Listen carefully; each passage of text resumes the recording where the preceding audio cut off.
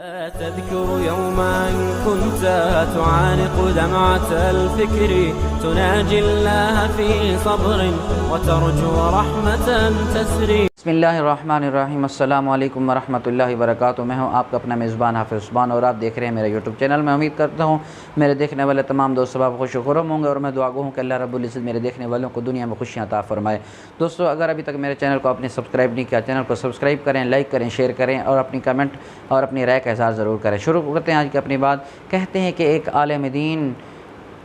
आलिम दीन बैठकर एक पेंसिल के साथ कुछ लिख रहे थे और उस पेंसिल को हिला रहे थे। साथ में उनके बेटे, उनके साहबजादे खड़े हुए थे। तो उन्होंने जब अपने इस बाबा के अमल को देखा तो हैरान हुए, ताज्जुब किया और साथ में सवाल किया, बाबा आप ये क्या कर रहे हैं? तो उसके वालिद ने, उस आलिम दीन ने, उस हाफिज़ ने, उस कारी ने जवाब दिया कि बेटा मैं ये चाहता हूँ कि बड़े होकर तुम इस पेंसिल की तरह बन जाओ, तुम बड़े होकर इस पेंसिल की तरह बन जाओ।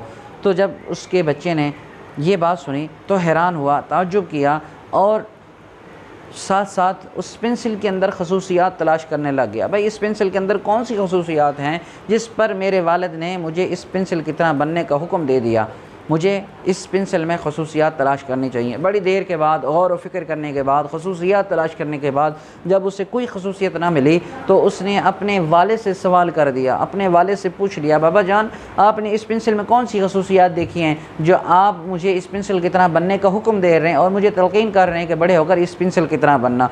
तो उसके वालिद ने कहा, बेटा इस पेंसिल के अंदर 5 खसूसियात हैं, इस पेंसिल के अंदर 5 खसूसियात हैं, 5 खसलतें हैं। अगर तुम्हारे अंदर ये 5 खसलतें आ गई दुनिया में कामयाब हो जाओगे। सबसे पहली खसलत, अगर तुम बड़े होकर किसी काम को सरअंजाम दो, अगर किसी कारनामे को तुम सरअंजाम दो तो ये मत सोचना कि तुम्हारे पीछे कोई नहीं है, बल्कि तुम्हारे ऊपर किसी का हाथ है और वो रब्बुल इज़्ज़त का हाथ होगा, रब का कुदरत वाला हाथ होगा जो तुमसे कारनामे करवाएगा और तुमसे सरअंजाम काम करवाएगा।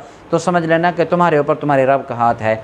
और दूसरी खसूसियत इस पेंसिल के अंदर ये है, कभी कभी जब इसकी नोक लिखते लिखते अंदर को घुस जाती है तो लोग इसकी नोक को तराशते हैं।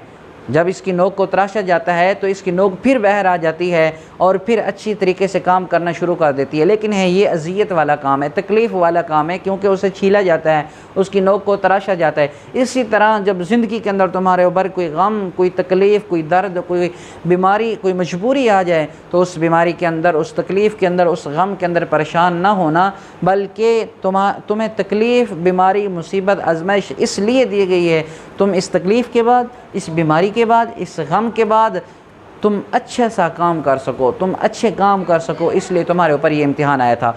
और तीसरी वजह यह है कि पेंसिल ये तुम्हें इजाज़त देती है अगर कुछ गलत तुमसे तहरीर हो जाए, पेंसिल तुम्हें इजाज़त देती है अगर तुमसे कोई गलती हो जाए, कुछ गलत तहरीर हो जाए, तुम पेंसिल की रबड़ के साथ मिटाकर उसे सही कर सकते हो। तुम इसी तरह ज़िंदगी में अगर तुम्हारे से कोई गलती हो जाए, कोई गलत काम हो जाए, कोई बुरा काम हो जाए, उस पेंसिल की तरह अपने उस बुराई को मिटा दो, उस गुनाह को मिटा दो, गलत काम को मिटा दो, फिर सही कर लो। फरमाया जो गलती को सही कर लेता है वो गलत नहीं होता बल्कि सही होता है। और चौथी वजह यह है कि ये याद रख लेना, ये बात जहन नशीन कर लेना कि जो लकड़ी, जो पेंसिल की लकड़ी या इसका जो खोल होता है ये किसी काम का नहीं होता। पेंसिल की लकड़ी और खोल किसी काम का नहीं है, इसकी कोई कदर नहीं है, इसकी कोई कीमत नहीं है, बल्कि कदर इसके मगज़ की है, कदर इसके सिक्के की है, कदर उसकी है जो लकड़ी और इसके खोल के दरमियान में है। इसी तरह फरमाया तुम्हारा जिस्म किसी काम का नहीं है, तुम्हारे जिस्म की कोई कदर व कीमत नहीं है। अगर किसी चीज़ की कदर है, अगर किसी चीज़ की कोई कीमत है, वो क्या है? तुम्हारा रूह और तुम्हारा ज़मीर है। तुम्हारे रूह की कदर है, तुम्हारे ज़मीर की कदर है। लिहाजा अपने रूह की कदर करना, अपने ज़मीर की कदर करना, ज़मीर को कभी मुर्दा ना होने देना, दुनिया में कामयाब हो जाओगे। आखिरी वजह और 5वीं वजह फरमाया, जब ये पेंसिल लिखती है तो लिखने के बाद कुछ नक़ूश कागज़ पर छोड़ जाती है। जब ये पेंसिल लिखती है तो लिखने के बाद कुछ निशानात कागज़ पर छोड़ जाती है जो एक मुद्दत तक रहते हैं।